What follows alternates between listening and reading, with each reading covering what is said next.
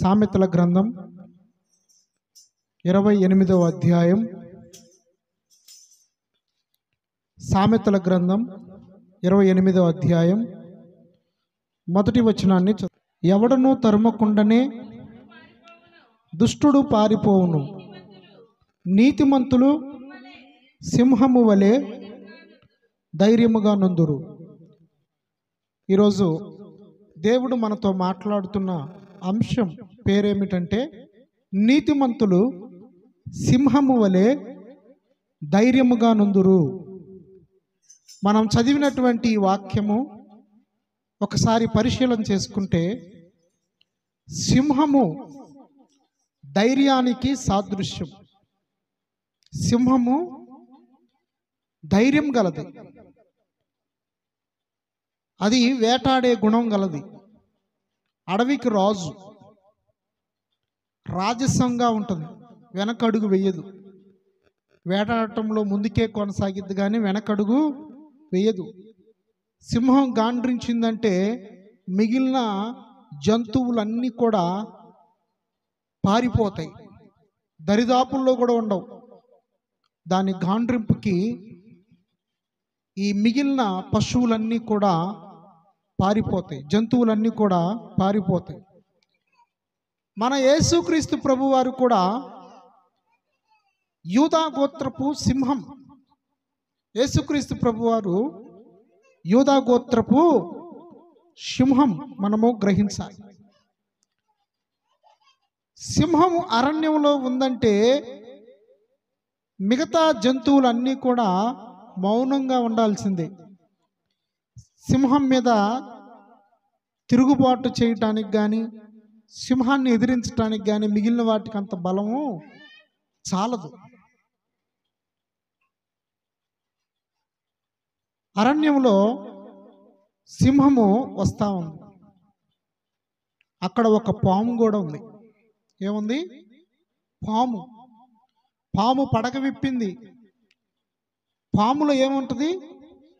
విషం ఉంటుంది. ఈ సింహంకి పాముతో ఏం పని? ఈ సింహంకి ఆ విషపు పురుగుతో ఏం పని?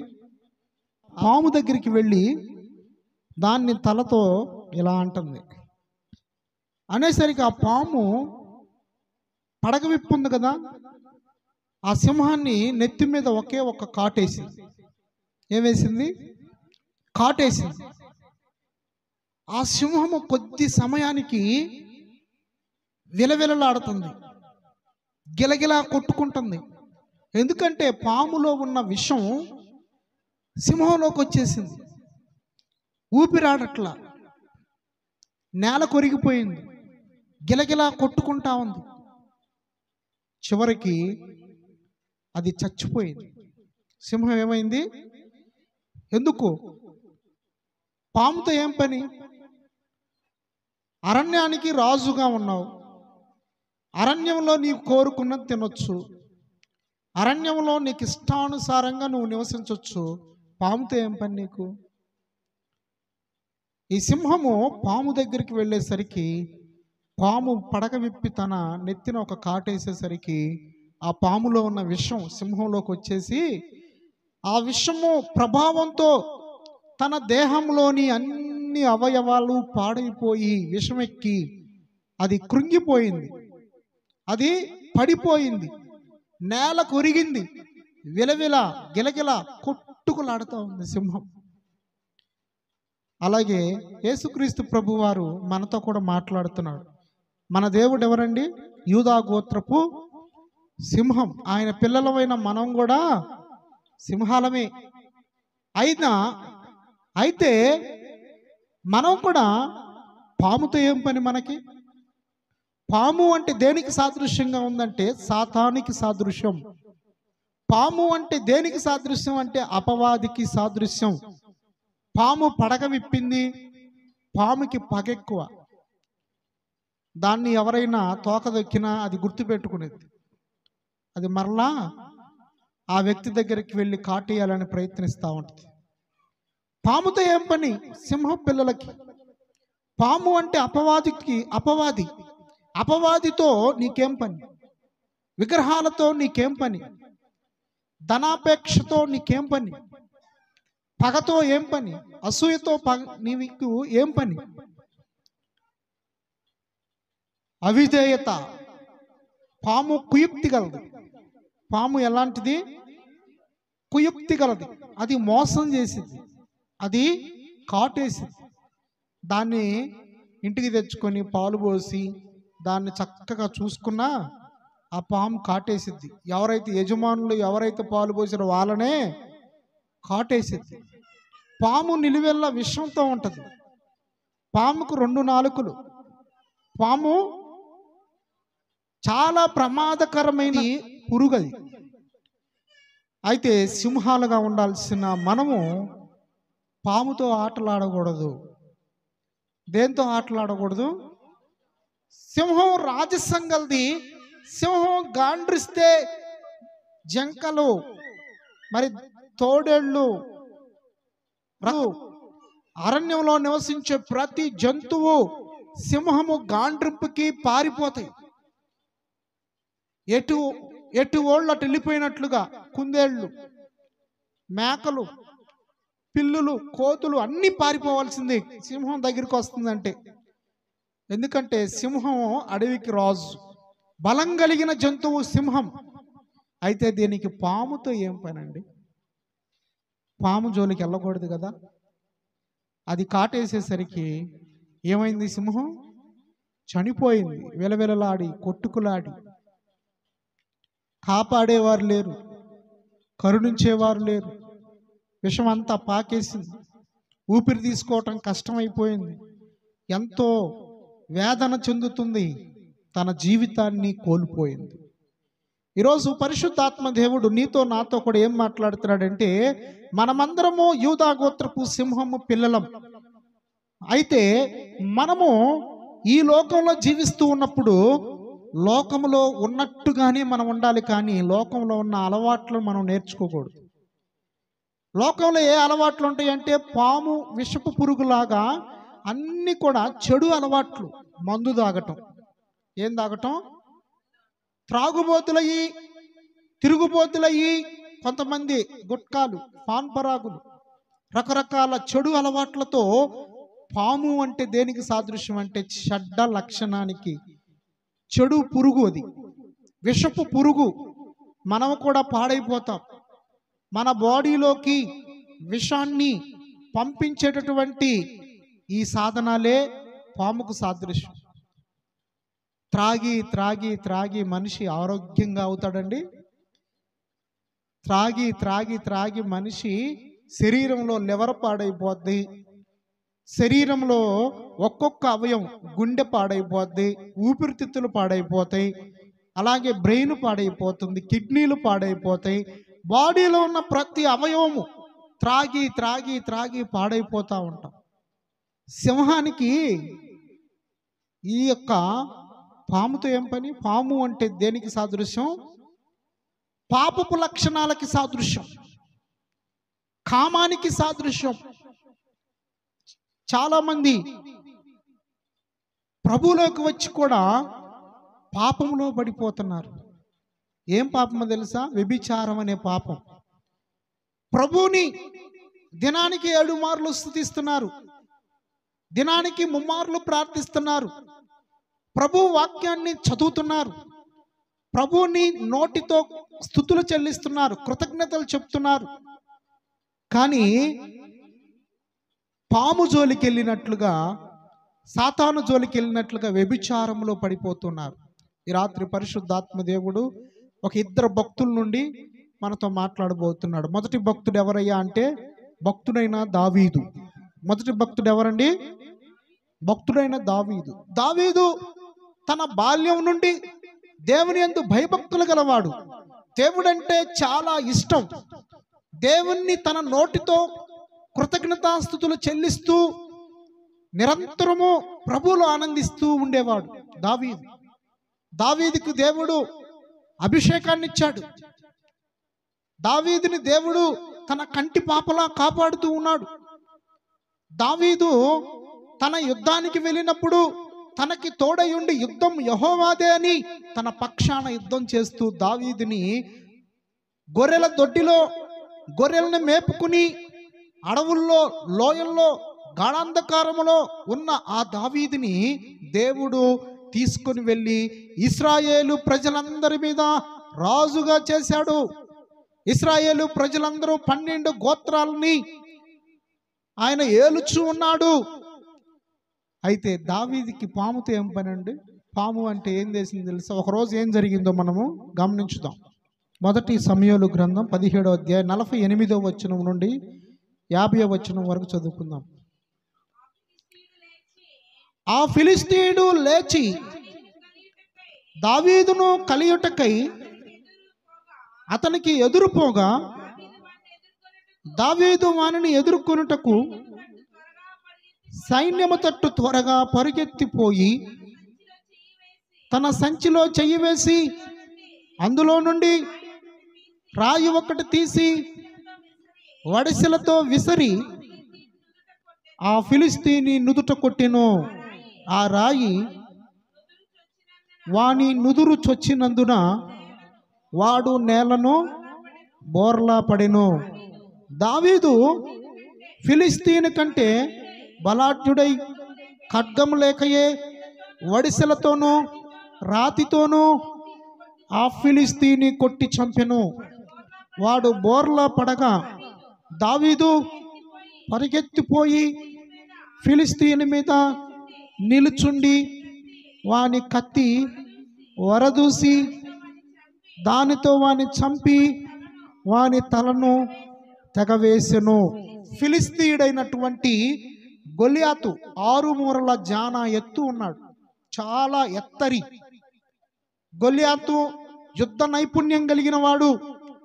గొలియాతు ఇజ్రాయేలు ప్రజలందరినీ కూడా, ఇజ్రాయేల్ దేవుణ్ణి దూషిస్తూ ప్రజలందరితో సవాలు చేస్తున్నాడు. మీలో ఎవరైనా ఒక వీరుడుంటే వాడు వచ్చి నన్ను కొట్టి చంపితే అప్పుడు మేమందరము కూడా లోబడతాము అని ప్రకటన చేశాడు. 40 దినాలు ప్రకటన చేస్తుంటే ఒక్కరు కూడా వెళ్ళి గొలియాతుని ఎదిరించలా. అయితే బాలుడుగా ఉన్నాడు దావీదు సున్నత లేని ఈ ఫిలిష్తీని, ఈ గొలియాతును నేను ఎదిరిస్తాను. ఎందుకంటే అరణ్యంలో ఉన్నప్పుడు నేను ఎలుగుబంటిని చంపాను, అరణ్యంలో ఉన్నప్పుడు నేను సింహాన్ని చంపాను. ఎలుగుబంటి మీద, సింహాన్ని మీద నాకు జయమునిచ్చిన నా దేవుడైన యెహోవా ఈ యొక్క ఫిలిష్తీయుడు అన్యుడైనటువంటి గొలియాతు మీద కూడా నాకు జయమిస్తాడని అక్కడ రాజుని ఒప్పించాడు. సౌలుని, సైన్యాన్ని ఒప్పించాడు. 5 రాళ్ళు ఏరుకొని ఏలా లోయలో ఒక్క రాయితోని నుదుట మీద కొట్టి గొలియాతును చంపాడు. రాళ్లతోనూ వడిసెలతోనూ కొట్టి చంపినప్పుడు గొలియాతు బోర్లా పడ్డాడు. అప్పుడు పరిగెత్తుకుంటూ వెళ్ళి గొలియాతు యొక్క ఖడ్గాన్ని తీసుకుని బలాఢ్యుడై ఆ ఖడ్గంతో గొలియాతుని మెడ తెగ నరికేశాడు. దావీదుకి తోడై ఉన్న ఆ గొప్ప దేవుణ్ణి బట్టి దేవునికి స్తోత్రాలు తెలియపరుచుకుందాం. హల్లెలూయా. 138వ కీర్తన 1వ వచనము చదువుకుందాం. నేను నా పూర్ణ హృదయముతో నీకు కృతజ్ఞతాస్తుతులు చెల్లించుచున్నాను. చాలు. మనము ప్రభుని పూర్ణ హృదయముతో కృతజ్ఞతాస్తుతులు చెల్లించాలి. అందరూ చెబుదాం ఇదే మాటని. పూర్ణ హృదయముతో ప్రభువునకు కృతజ్ఞతాస్తుతులు చెల్లించాలి. సగం హృదయం దేవునికి ఇచ్చి మిగతా సగం హృదయం లోకానికి ఇచ్చామనుకో, మిగతా సగం హృదయం పాపానికి ఇచ్చామనుకో చోటు, మనము పరిపూర్ణులం కాలేము, మనము పరిశుద్ధులం కాలేము, మనము దేవుణ్ణి సంతోషపరచలేము.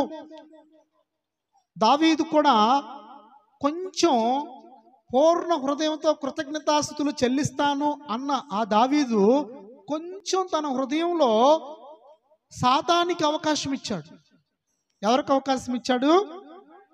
సాతాను, వ్యభిచారానికి అవకాశం ఇచ్చాడు, వ్యభిచారానికి చోటిచ్చాడు. 2వ సమూయేలు గ్రంథం 11వ అధ్యాయం రెండవ సమూయేలు గ్రంథం 11వ అధ్యాయం. ఒకానొక దినమున ప్రొద్దు గురుంకు వేళ దావీదు పడక మీద నుండి లేచి రాజనగరి మిద్దె మీద నడుచుచు పైనుండి చూచుచుండగా స్నానము చేయు ఒక స్త్రీ కనబడెను. ఆమె బహు సౌందర్యవతి అయ్యుండుట చూచి దావీదు దాని సమాచారము తెలుసుకున్నట్టుకై ఒక దూతను పంపెను. అతడు వచ్చి ఆమె ఏలీయాము కుమార్తెయు హిత్తీయుడగు ఊరియాకు భార్యయునైన బత్షెబ అని తెలియజేయగా దావీదు దూతల చేత ఆమెను పిలువనంపెను. ఆమె అతని యొద్దకు రాగా అతడు ఆమెతో శయనించెను. కలిగిన అపవిత్రత పోగొట్టుకొని ఆమె తన ఇంటికి మరలా వచ్చెను. అన్యురాలైన బత్షెబ హిత్తీయుడైన ఊరియా యొక్క భార్య స్నానం చేస్తూ ఉంటే మిద్దె మీదకి వెళ్ళి యుద్ధం చేయాల్సినటువంటి రాజు మిద్దె మీదకి వెళ్ళాడు. మిద్దె మీద దిక్కులు చూస్తున్నాడు అటు ఇటు. తన కనుదృష్టి ఎటుపోయిందంటే అన్యురాలు బత్షెబ అనే ఆమె స్నానం చేస్తుంటే సౌందర్యవతి అని ఆమెను చూసి తన దూతలను పంపించి ఆమెను పిలిపించుకుని ఆమెతో శయనించాడు. ఆమెతో పాపం చేశాడు.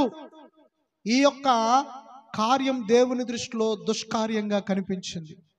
నీకు మంచి భార్యలు ఇచ్చాను, మంచి రాజ్యాన్ని ఇచ్చాను, నీకు ధనాన్ని ఇచ్చాను, అన్నీ ఇచ్చిన ఒక అన్యురాలు ఒక బత్షెబతో నీవు పాపం చేశావని చెప్పి దేవుడు నాతాను ప్రవక్త ద్వారా దావీదుని గద్దిస్తాడు. దావీదు తరువాత పశ్చాత్తాపం చెందుతాడు. దావీదు తరువాత ప్రభువుని బ్రతిమలాడుకుంటాడు, వేదన పడతాడు. గిలగిలగిల సింహము తన బాడీలోకి విషం ఎక్కితే గిలగిలా కొట్టుకులాడింది.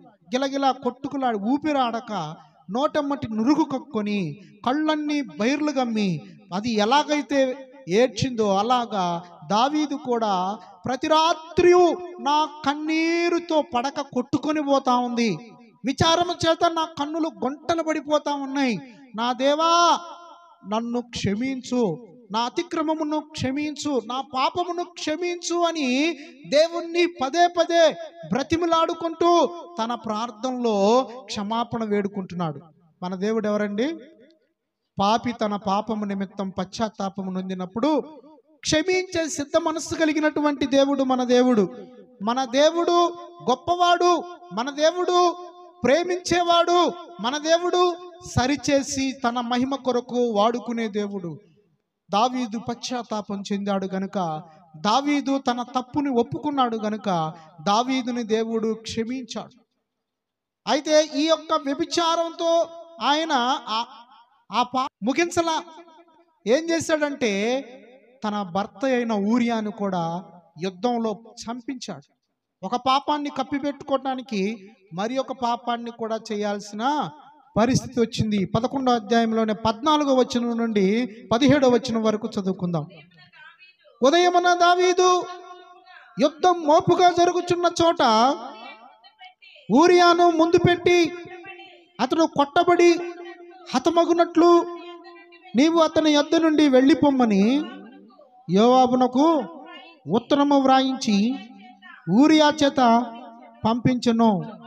యోవాబు పట్టణమును ముట్టడి వేయుచుండగా ధైర్యవంతులుండు స్థలమును గుర్తించి ఆ స్థలమునకు ఊరియాను పంపెను. ఆ పట్టణపు వారు బయలుదేరి యోవాబుతో యుద్ధమునకు రాగా దావీదు సేవకులలో కొందరు కూలిరి హిత్తీయుడకు ఊరియాయును హతమాయను.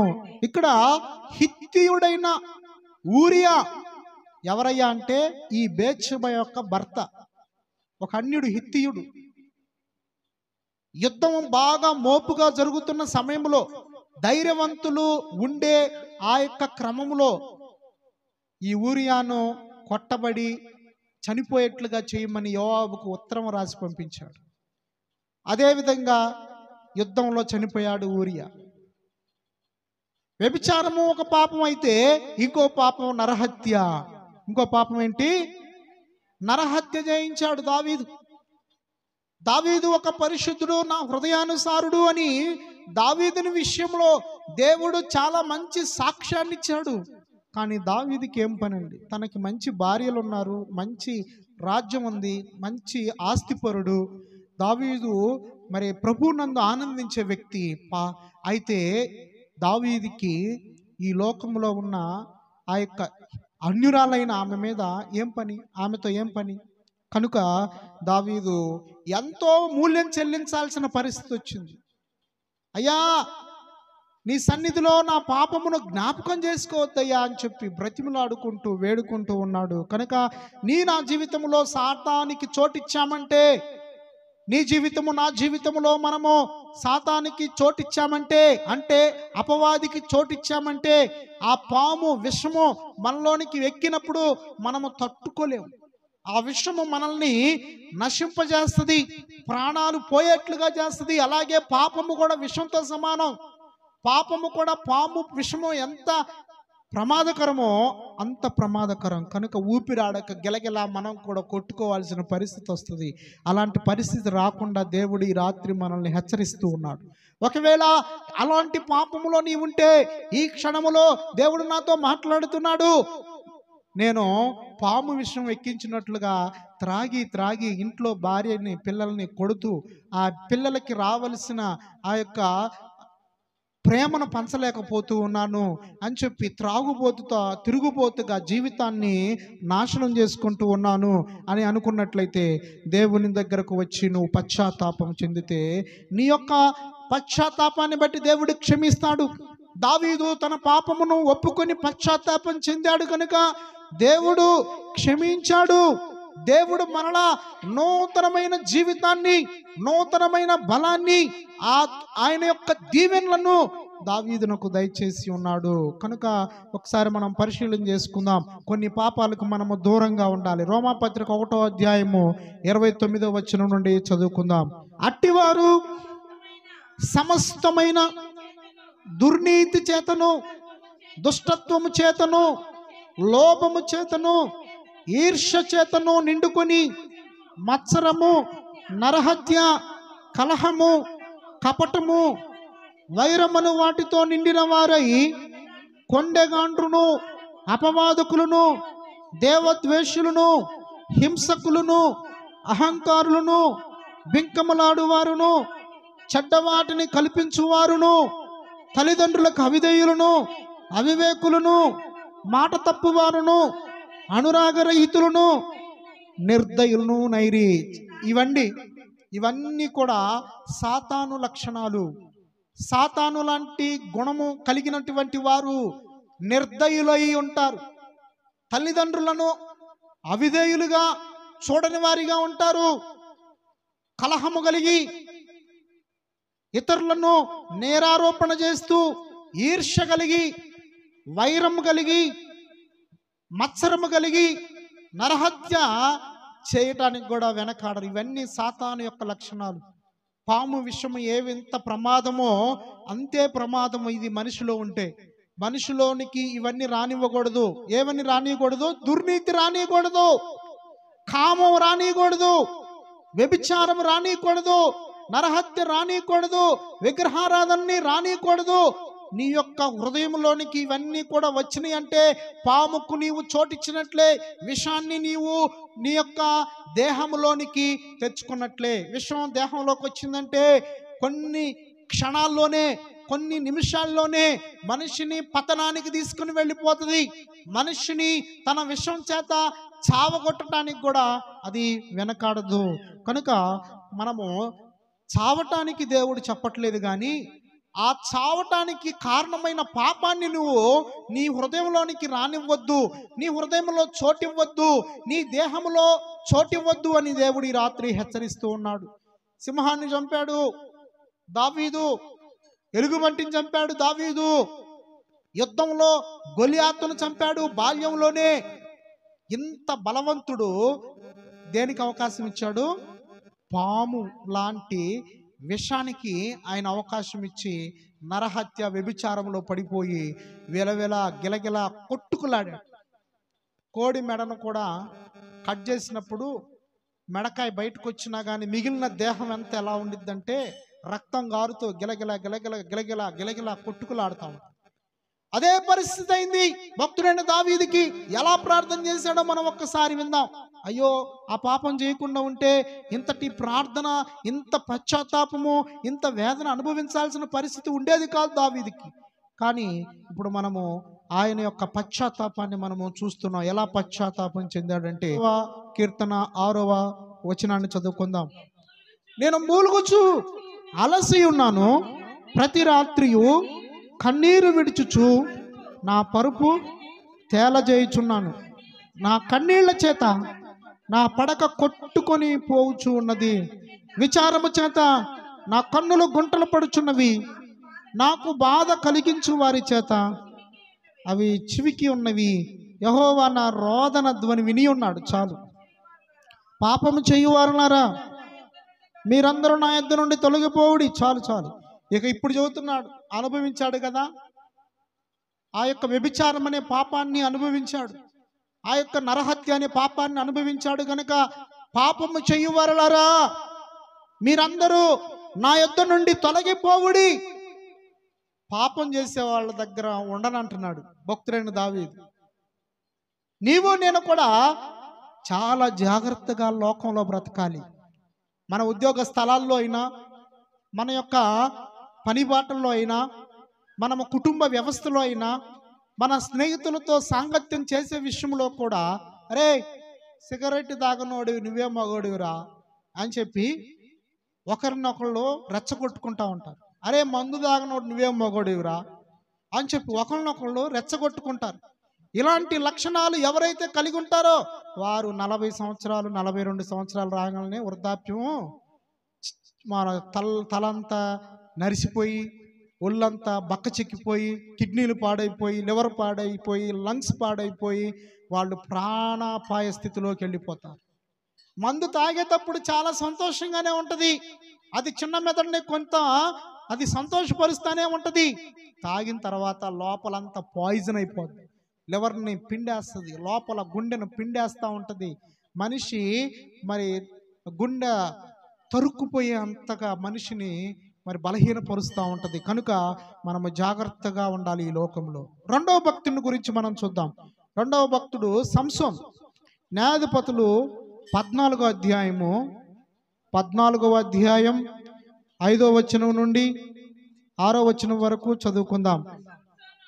అప్పుడు సంసోను తన తల్లిదండ్రులతో కూడా తిమ్నాతునకు పోయి, తిమ్నాతు ద్రాక్ష తోటల వరకు వచ్చినప్పుడు కొదమ సింహము అతని ఎదుటికి బబ్బరించుచూ వచ్చెను.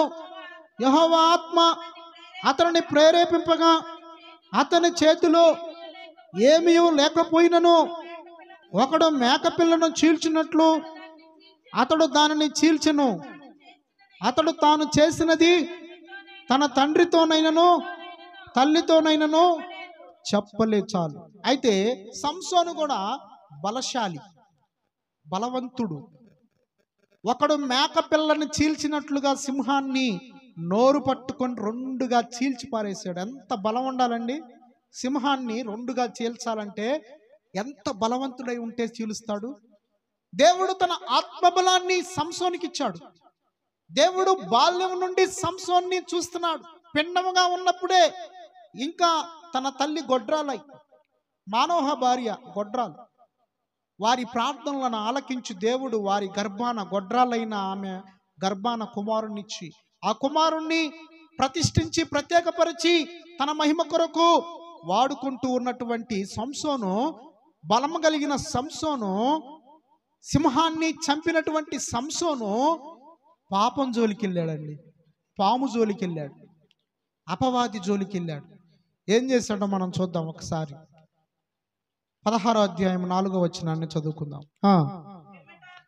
పిమ్మట అతడు షోరోకి లోయలోనున్న దెలీలాను స్త్రీని మోహింపగా, అంటే చాలు, దెలీలా ఏం పేరు? ఆమె పేరు దెలీలా అనే స్త్రీని మోహింపగా చక్కగా మరి వివాహం చేసుకుని ప్రేమగా ఉండాల్సిన ఈ సంసోను వివాహము చేసుకోకుండా వ్యభిచారులతో తిరుగుతూ దేవుని బిడ్డయి సింహాన్ని చంపగలిగిన శక్తివంతుడయ్యి గాడిద దవడ ఎముకతో 1000 మందిని చంపిన బలం కలిగిన వాడు, పెద్ద పెద్ద ద్వారబంధాలు లేపుకొని వెళ్ళిపోయిన వాడు, 300 నక్కలను ముళ్ళేసి కాగడాలతో మంట పెట్టినప్పుడు నక్కలన్నీ కూడా మంటకి తట్టుకోలేక పొలాల్లోకి వెళ్ళి తగలబెట్టేసిన పొలాలని, అలాంటి శక్తివంతుడైనటువంటి సంసోను దెలీలా పాదాల వద్ద పడిపోయాడు.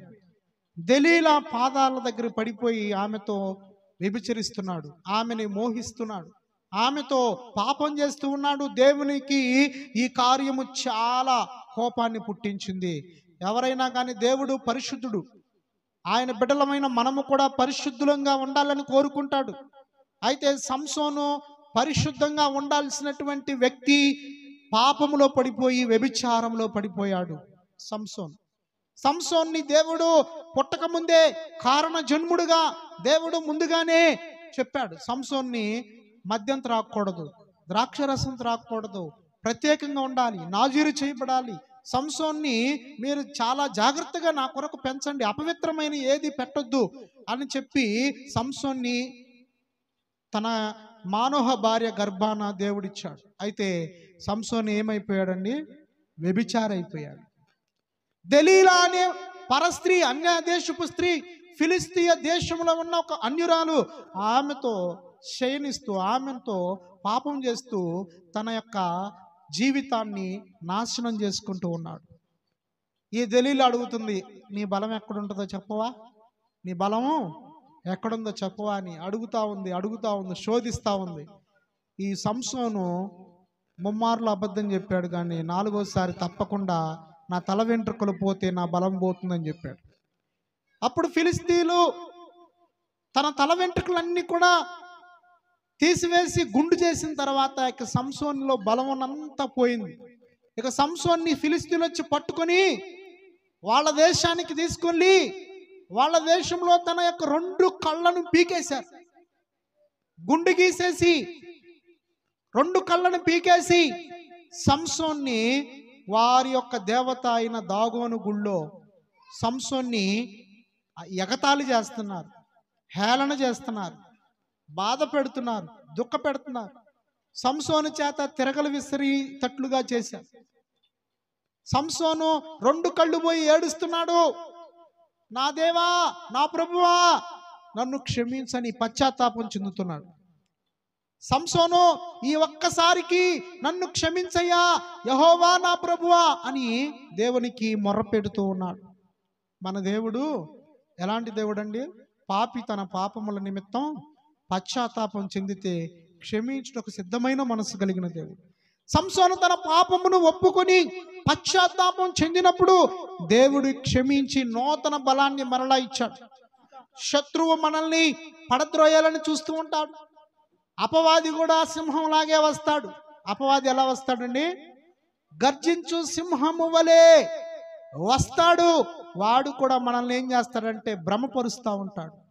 వాడు మనల్ని ఏం చేస్తాడంటే పాపములో పడేయాలని ప్రయత్నిస్తూ ఉంటాడు. మీ విరోధి అయిన అపవాది ఎవడిని మృంగుదునా అని గర్జించు సింహము వలె ఎదురు చూస్తూ ఉంటాడు. ఎప్పుడు అవకాశం దొరికిద్దా నేను పట్టుకుందామా అని చెప్పి దేవుని యొక్క బిడ్డలని పాడు చేయాలని, నాశనం చేయాలని, పడద్రోయాలని, వారిని పాపములో పడేయాలని అది శతవిధాలుగా ప్రయత్నం చేస్తూ ఉంటుంది. అది రోజుకి 24 గంటలు పనిచేసిద్దండి సాతాను. ఎన్ని గంటలు? 24 గంటలు. ఏ నిమిషంలో పడతాడో, ఏ సెకండ్లో పడతాడో అని అది ప్రయత్నాలు చేస్తూ ఉంటుంది. కనుక నీవు నేను సింహం వలె ఉండాలని దేవుడు కోరుకుంటున్నాడు. సింహం వలె మనం ఉండాలంటే మనము ఎలా ఉండాలో తెలుసా? సింహం ఎలా ఉంటుందంటే ధైర్యంగా ఉంటుంది. నువ్వు మరి ధైర్యంగా ఉన్నావా? నీకు వస్తున్న సమస్యలు చూసి, నీకు వస్తున్నటువంటి చింతలు చూసి, నీకు వస్తున్న వ్యాధులను చూసి భయపడిపోతా ఉన్నావా?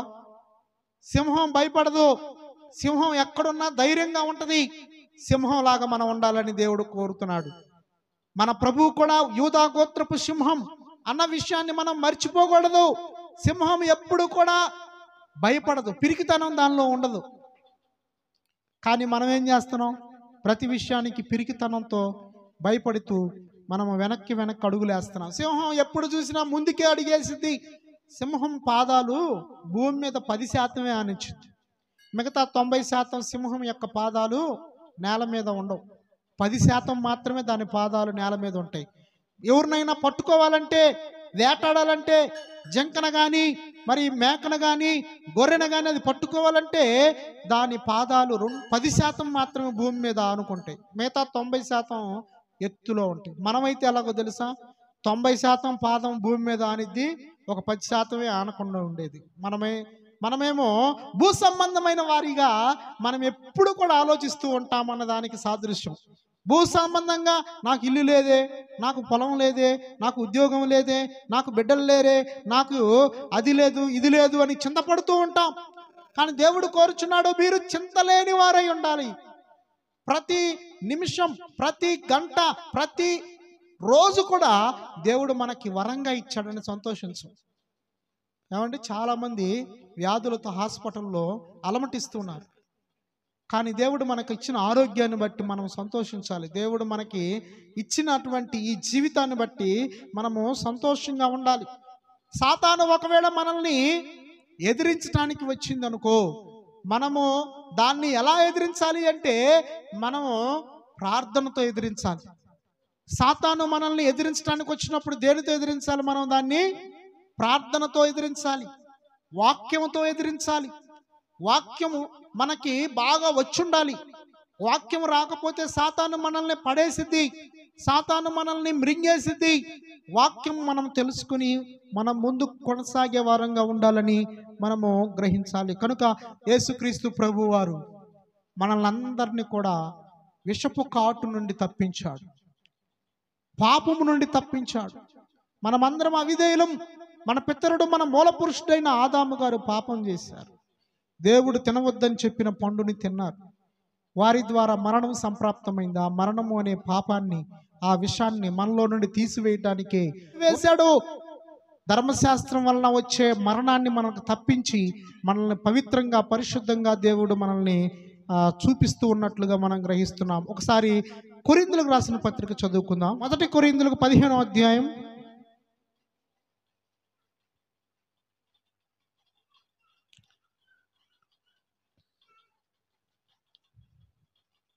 54వ వచనం.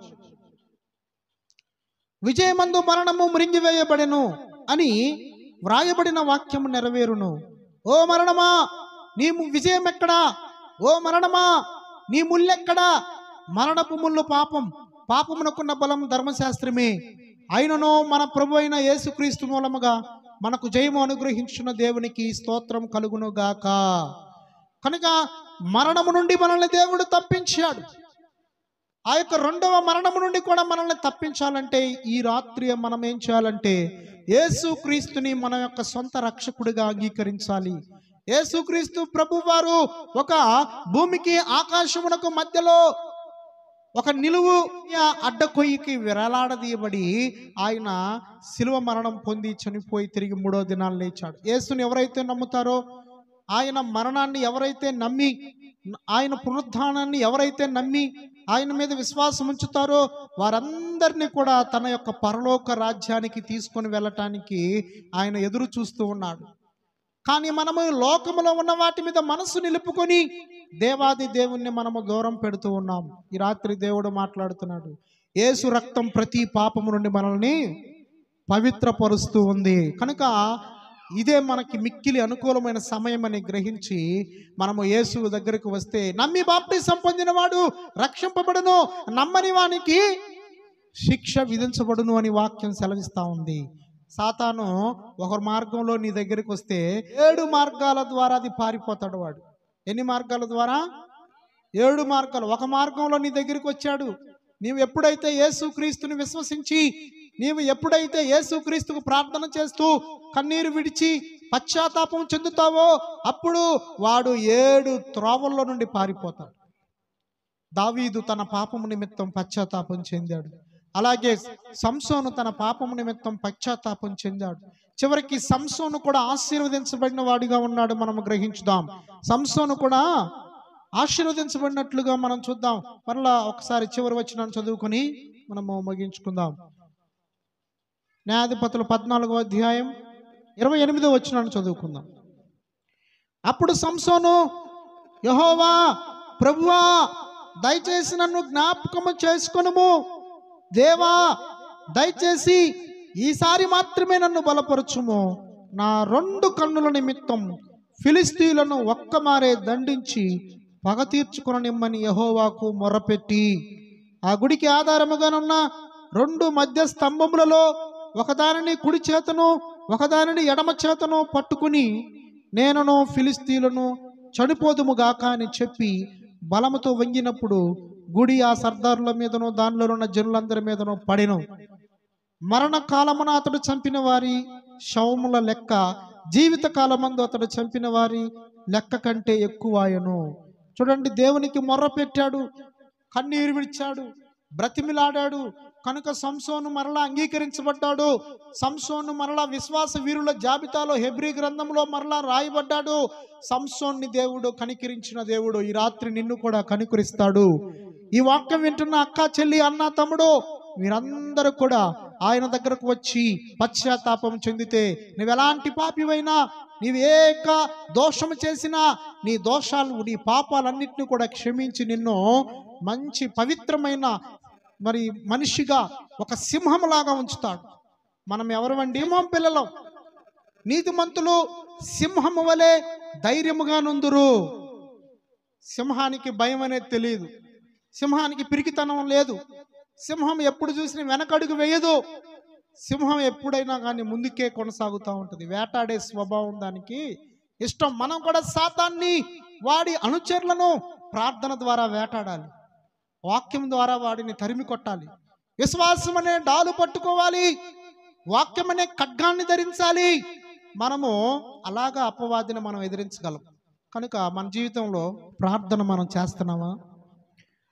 మనము దేవునికి సమయం ఇస్తున్నామా?